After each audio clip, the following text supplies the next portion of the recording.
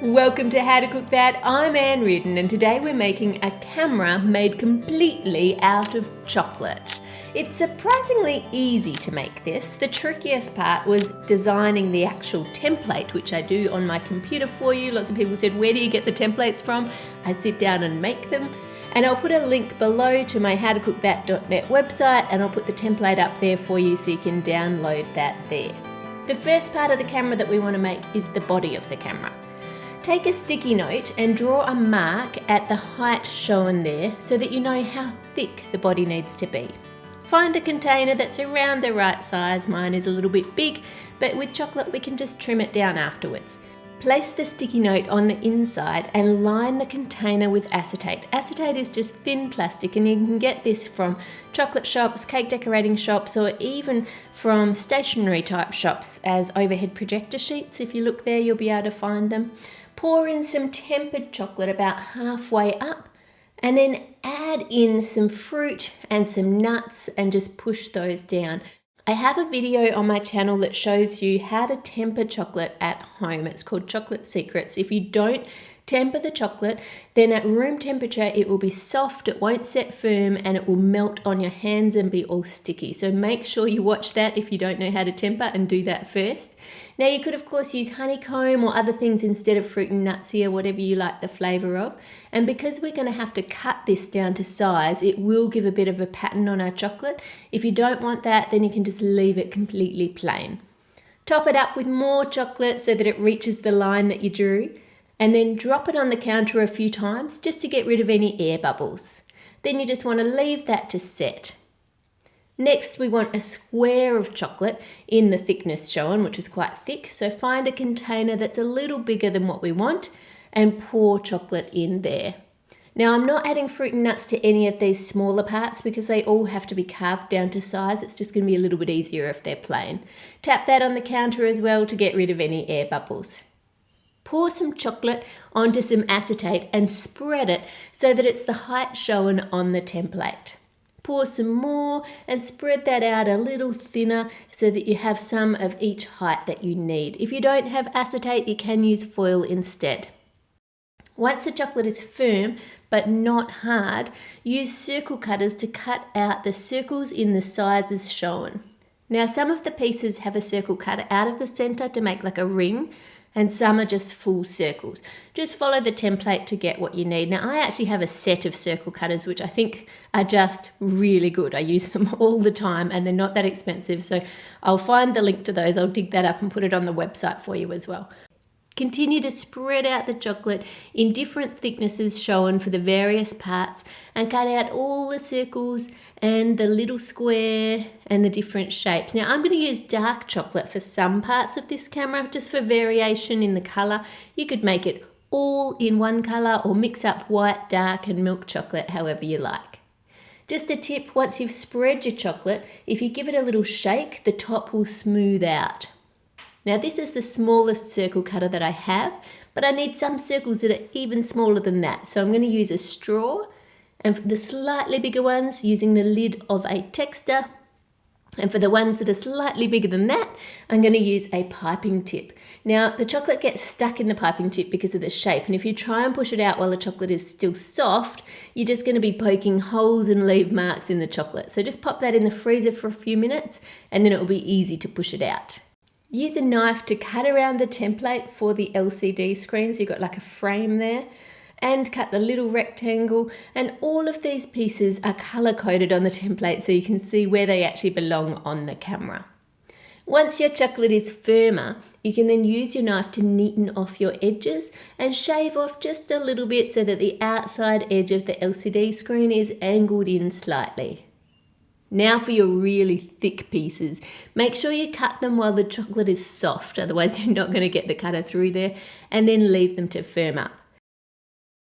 Hold the circle using some foil so you don't get fingerprints on it, and then cut straight lines across all the way around the circle, and then using your knife cut in on an angle towards the cut you just made so that you take out a little strip or a little chunk and you end up with a pattern all the way around.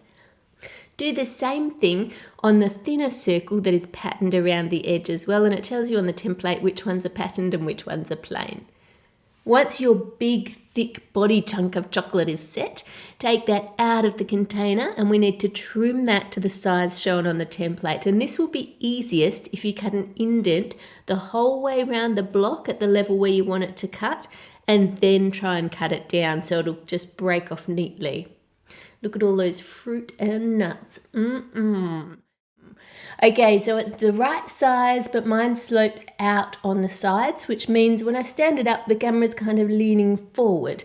So to fix that, I'm going to shave off a layer of chocolate. Now, if your container has straight sides, you won't need to do that, but mine obviously didn't, so I'm just going to keep going until it's flat. You can see on the template, the camera body is rounded at the corners, not square.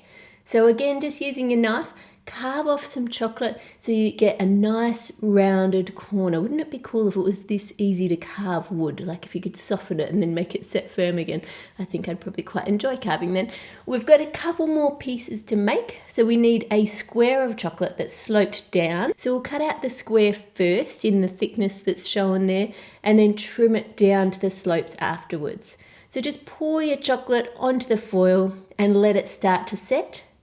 Then trim around the edges so that you have a nice square.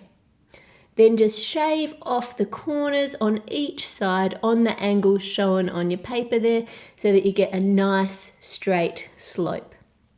Once your chocolate in your container is set, take that out and cut it to the square size shown. And again, you'll find this easiest if you cut a line all the way around before trying to push your knife all the way through it. Put the template on top and make sure the edges are straight, shaving off a small amount at a time. Now you can use these shavings on top of desserts, on top of ice cream, or you can just put it back in a bowl and re-temper it and use it for other parts of the camera.